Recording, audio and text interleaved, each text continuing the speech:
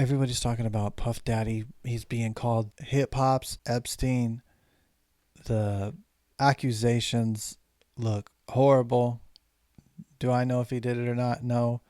It doesn't look good. I'm definitely not going to condemn somebody who I don't know. I'm looking. It don't look good. I also know that he was not arrested though. All three of his homes, home in LA, home in Florida, I believe a home somewhere else, was raided. Troves of people who are filing lawsuits and claiming that Diddy has lived a certain way and done certain things. So we're going to react to some of these videos. Diddy or didn't he? And the reason why I think this is important, well, how is this important? Well, this is important for the country. This is also important for family. We're raising daughters out here, and some of these accusations are crazy. And we want to raise our kids to know that, hey, baby, you make sure that you're never in this situation. And if you are, call daddy. Definitely call daddy, because we're gonna make sure this situation isn't happening. And also, look, we can all kind of put our kids in a Christian bubble sometimes, to the point where when they get out there, they're just getting played by everybody and tricked by everybody. That doesn't mean that we're going to shove a sinful lifestyle down their throat and say, "Oh, you need to know," but we also going to let them be aware of it, and its existence. And some kids are more prone to, follow a certain type of temptation, and you got to prepare these kids instead of just keeping it in the dark so they don't know.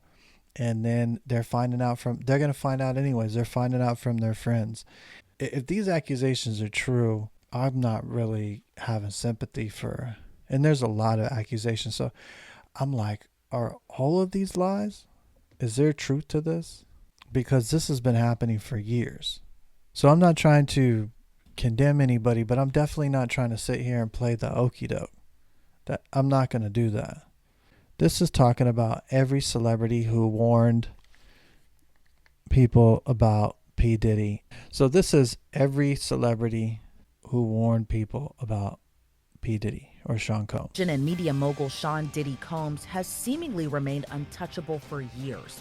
And now the potential downfall of his empire and legacy has taken the hip-hop community by storm. But was the writing always on the wall for Diddy's alleged behavior? Several celebrities have casually spoken out about his so-called parties, which lawsuits have alleged to be breeding grounds for sex assault and trafficking. Clues of what was allegedly behind the curtain began to emerge in November when Diddy's former girlfriend, Cassie Ventura, sued the mogul in federal court on allegations of rape and a decade-long pattern of physical and sexual abuse. I mean, raping and physically and sexually abusing somebody, that's horrible. And a decade, meaning she couldn't get out or was stuck or chose to stay, whatever, whatever it is, if that's true and he's pretending that it's all good with her, hey, God don't like ugly. That's one thing God don't like. He don't like no type of ugly. Singer, who was previously signed to Diddy's Bad Boy Records, claimed the rapper was controlling of every aspect of her life, including where she lived, what she wore, and even her medical records. The suit alleged several instances of abuse committed by Diddy, including battery, rape, and forcing her to have sex with male sex workers. So here we have right here a lifestyle of sin. If what she's saying is true, and I'm not here to say that she's not saying what's true, I just don't know. So we're going to take it like, hey, what she's saying is that Diddy's sin, he's just given the devil access to everything in his life, and he's just living like, and it's funny because he's got that cross on. So I'm really, if this is true, you can't live that type of lifestyle. And I'm not condemning, saying that somebody's not something, but I'm going to say you cannot live that type of lifestyle and be a Christian. I don't think that's possible to continue in that lifestyle and to be okay with it. I really am going to have to call BS on that. We got to draw the line somewhere. We can't sit here and pretend like we can never. I didn't condemn him to hell. Well, I can't sit here and pretend like things are cool and okay. It's kosher. It's all gravy. It's gravy train. You could just do that. Yeah, praise God, man. You're just working on your walk. No, somebody needs to say, "Hey, bro, you need to cut that off." And if he says no, wipe that dust off your sandals and keep it pushing. Let's move on. The suit also claims Diddy used intimidation to control the R&B singer, including allegedly having someone blow up another rapper's car after Diddy learned he was interested in romantically pursuing Cassie when they were on a break period from their relationship. The suit also That sounds crazy. Blowing up somebody else's car. She can't even move on. If this is true, I could see how this woman feels very, very trapped. And no amount of money is going to change what they did or didn't do. Now, I don't know if these people were swingers and this was something that they were both into at one point, or if, Diddy was super controlling. I don't know any of that. But it just doesn't sound good right now.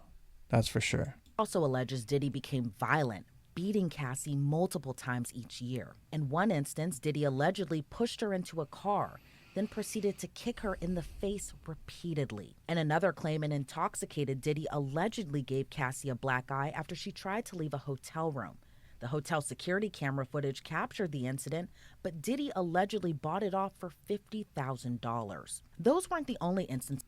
Could you imagine being that person that sold the video camera data for 50K and you're listening to this and knowing that you helped this horribleness go on? Of alleged intimidation. The suit claims Diddy dangled Cassie's friend over a 17-story balcony and asked her to carry a gun in her purse. According to the suit, Cassie never went to the police and tried to leave their relationship multiple times, but was too afraid.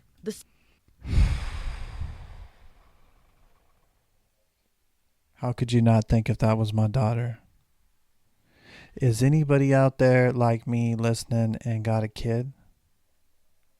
A sister? A mama? A woman they love? Somebody. Could you imagine your daughter was too afraid to leave? I wonder if she had her daddy and told him. I mean, it's scorched earth about mine. I wouldn't let somebody do that to my kid. I'm coming to get her up out of that situation. I'm coming to get my daughter and protect her. There's no way. There's no way I'm going to let something like that happen. And this is why I really want to look into this, because this is happening in a lot of relationships and a lot of people are letting stuff like this go on.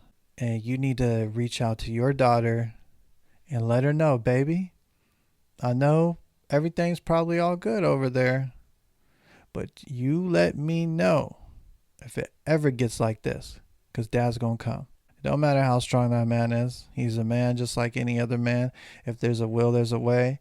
And as fathers, we need to come get our daughters.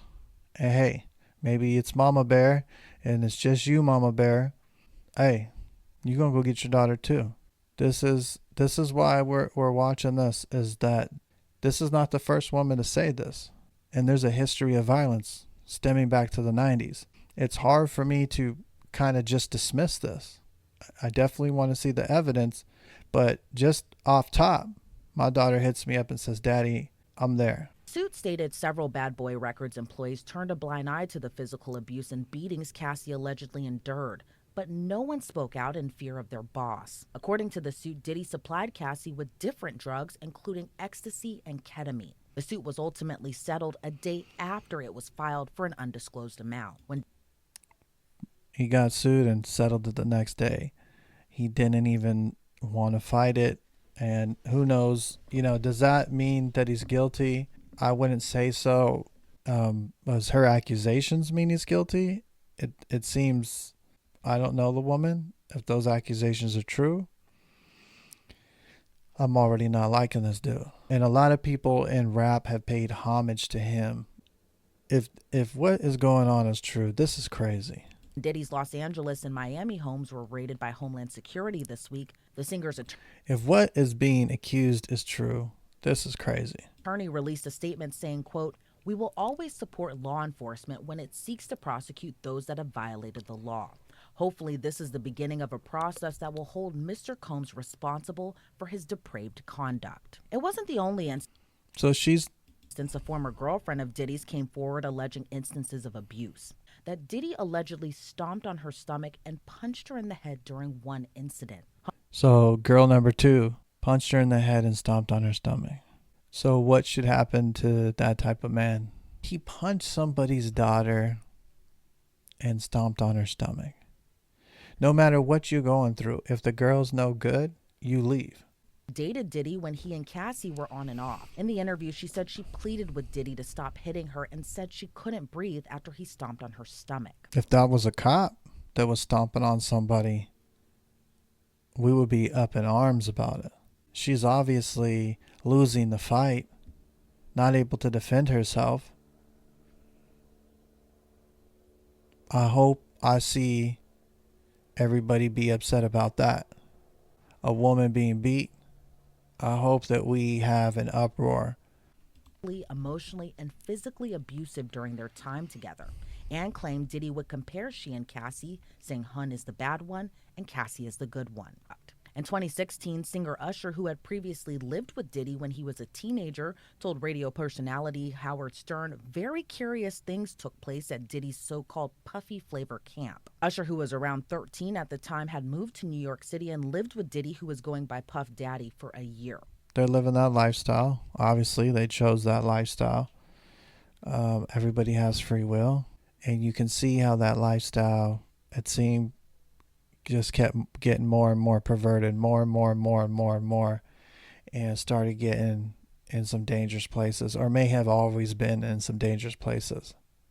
You know, now people are speaking out a lot more in a society where we used to kind of just keep our mouths shut for a lot of different things. So, you know, there's good and bad with that. I mean, and what I mean by that, it's never bad for somebody to speak out against an action against them that's wrong or illegal, or a victim speaking out against an oppressor. I'm just saying with that comes, ridiculousness and things that don't have anything to do with this situation. With this situation, I think that in the 90s, it was more of you need to keep quiet about it versus, present day, people are talking about it. And people are going to talk and say stuff about it. And people are in different parts of their life where they're like, hey, you know what? That wasn't right. A lot of times as people are growing up and maybe they're in their 20s, when they get in their 30s, they start reflecting on life and they start trying to, kind of beat down some of these monsters and demons that have just been traveling with them for so long. And they're trying to figure out on how to move on in life and let go of a lot of things.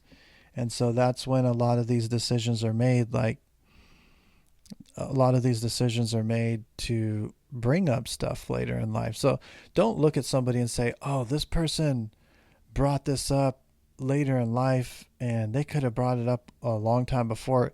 That person might have just still been living life, and when you're younger, you don't even think about reflecting on your life. And maybe when this person was reflecting on their life, they couldn't reconcile this part of their past, and it was hard for them to move on with it. And they felt at that point in time like, hey, you know what, this wasn't right, and I wasn't in a position to be able to do something that was going to fix this situation, but now I am. I'm in a position where I'm safe.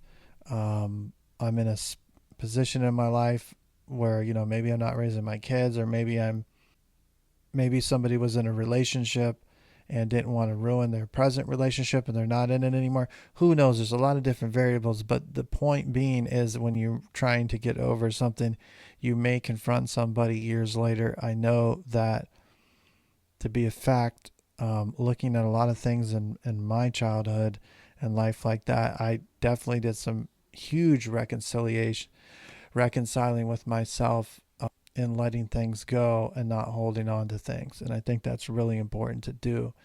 By the grace of God, we can do that.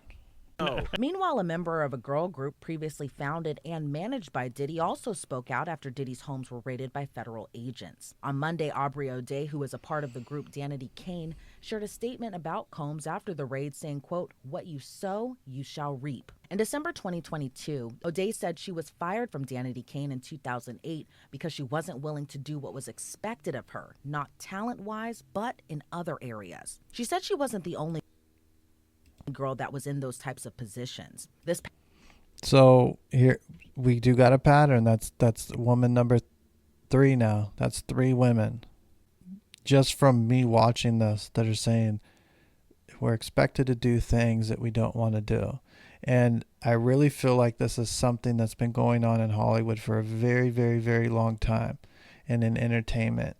You see the Weinsteins, was that Harvey Weinstein, and it was just everybody knew and let it go, and kind of let it happen. But again, there came a day when he was no longer under some of these stars. They didn't need him, and the circles they were in, he didn't influence. And they started speaking out, or maybe they didn't care what happened. Maybe they were, hey, my career didn't take off. Now I'm okay with, where I'm at in life, exposing what you did. So you're seeing a lot of this in Hollywood, and it's been taking place, has taken place, and now it's. Do I think it's going to go away? No, I just think it's going to find a new way to do it. I think it was able to do it a lot more blatantly, and now I think it's going to do it in a way that is a lot more sneaky. Past September, Diddy announced his plans to reassign publishing rights to select Bad Boy Records artists, including O'Day's group Danity Kane. But O'Day claimed Diddy's deal came with strings attached, those strings being non-disclosure agreements, also known as NDAs, that the artist had to sign. O'Day said the NDA agreement included the artist would not disparage Puff, Bad Boy, Janice Combs, Diddy's mother, Justin Combs Music, EMI Publishing, or Sony ever in public. So we can kind of see right there, when I found out that Puff Daddy was giving people their rights over and signing them over, I knew that Puff Daddy was preparing for something. He wanted to minimize as much risk as possible. Other former artists of Diddy also reacted to this week's raid of Diddy's homes. Rapper Mace called the raid big payback and said it was amazing it happened on the anniversary of Life After Death. Hey, how you doing? Killer, I'm doing good, man. Rapper. All right, so here we have a rapper that used to rap with them when he first started coming out with Notorious B.I.G., and we have Mace, who became a pastor. I think he left his church. I'm not really sure what he's doing now. I don't really follow him like that. Killer, I'm doing good, man. Reparations is getting closer and closer.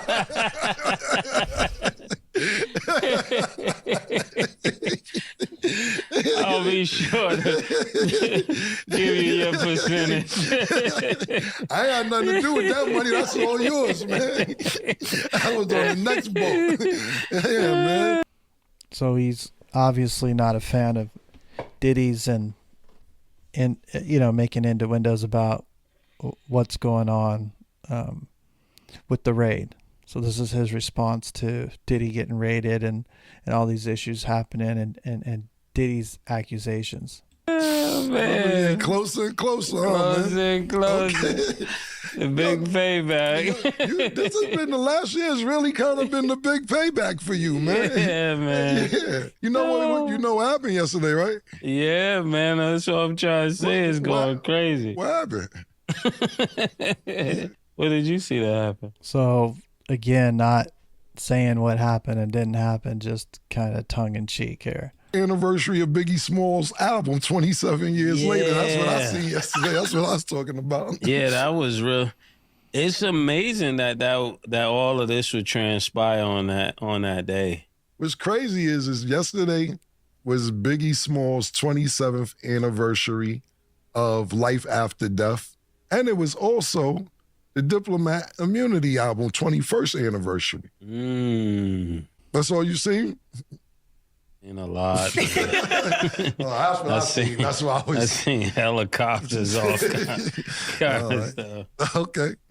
So again, not having the conversation, but having the conversation, calling it the big paybacks. What I'm going to play right here for you is Mace, when he became a pastor, Pastor Mason, speaking on Puff Daddy and how he told him he's going to be a Christian, he's going to give his life to God, et cetera, et cetera. So let's listen in. Now, do you remember, like, who was the first person you told, like, I'm done with this?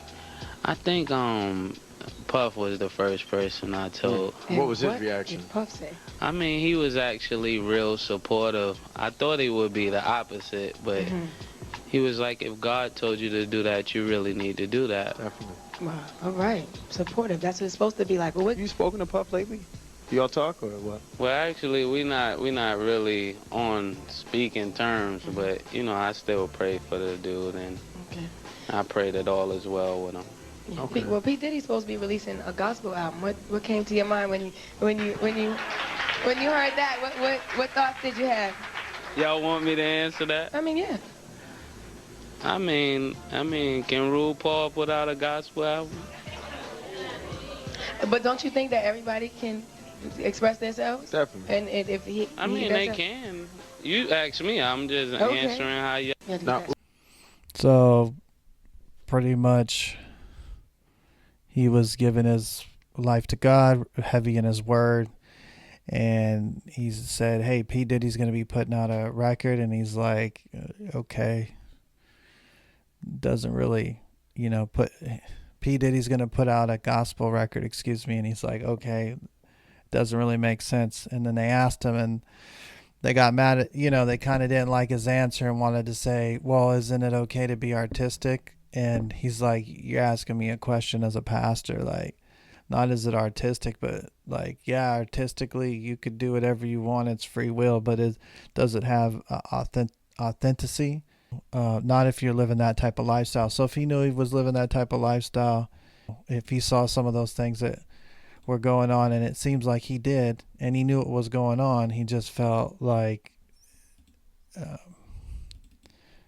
and I think they baited him on purpose. They wanted to see if he would just be watered down, and he chose to kind of stand his ground. We all have stories. Mine is horrific. Like, why didn't you say something then? Because we just want to live. We want to be happy. And we really want to forget the trauma. Diddy's former backup dancer Tanika Ray speaking out. In the wake of federal home raids, sex trafficking allegations, and speculation the embattled music mogul could face criminal charges. You got Homeland Security. And here's the weird thing. Homeland Security feels they have enough evidence to raid your homes, but they don't arrest you. They don't lock you up yet. Two reasons why. They want to pretend that they have concrete evidence that they don't. Or number two, Homeland Security has all their ducks in place, and they want to watch you run around and just build that case even stronger. Now, I know when the feds go after you, they have a 90% conviction rate. I'm not sure how it is with Homeland Security, but Puff Daddy's being accused of running a sex trafficking ring, and that sounds crazy. And I don't know if that means, based upon a couple of women, or he really ran like a sex trafficking ring, which I guess sex trafficking ring, no matter how big or how small, is still horrible. I'm just trying to understand what that was, as maybe some of the things he did in his relationships and people around him qualify as a sex trafficking ring, or is Puff Daddy involved in a huge sex trafficking ring like the Epstein of hip hop. I moved to New York City, and I lived with Sean Puffy Combs for a year. That's the crazy thing. Now, that was L.A. Reid's idea, right? We're sending you New over York to something City. called Puffy Flavor Camp. There you go. To learn Flavor some... Camp. Yeah, Flavor that's what it Camp. was called. And you're going to go to Puff Daddy's. He's going In the 90s, do you understand what that's like? Puffy's place was like just filled with chicks and orgying like nonstop, right? No, not really. I Come mean, on. but hey, it was curious. I got a chance to see some things. Yeah, but you were 13. What were you seeing? I went there to see the lifestyle. So nobody It was crazy. tried to, some woman didn't come along. I didn't say that. Okay. So you could see Puff Daddy is bringing a 13-year-old boy into a sexually perverse lifestyle. The verse where Jesus is around a bunch of kids and one of them comes sit by him and he says, if you cause one of these little children to sin, it would be better for you if a millstone were tied around your neck and you were thrown into the bottom of the ocean. And a millstone it was a big stone that would grind and get pulled by a donkey, and that donkey would pull that big round stone to crush the grain. And he said it's better if they tied that around your neck than if you make one of these children sin. Jesus was speaking, if you will. He said that those children's angels see the face of my Father. Say is that there were very curious things taking place, and I didn't necessarily understand it. Biggie Smalls was there. Biggie Smalls was there. Lil' Kim, Craig Mack. All these people are hanging around. Yeah, man. Faith Evans, And your parents Jodeci, were Mary okay? J. Blige. They didn't know nothing about this. Oh. I was having a good time. You know what I mean? What he's saying and laughing about and making light of is that he was introduced to a sinful lifestyle. 14 years old. You're a dad now. Would you ever send your kid to Puffy Camp? Hell no. See? He wouldn't send his own kids where he went.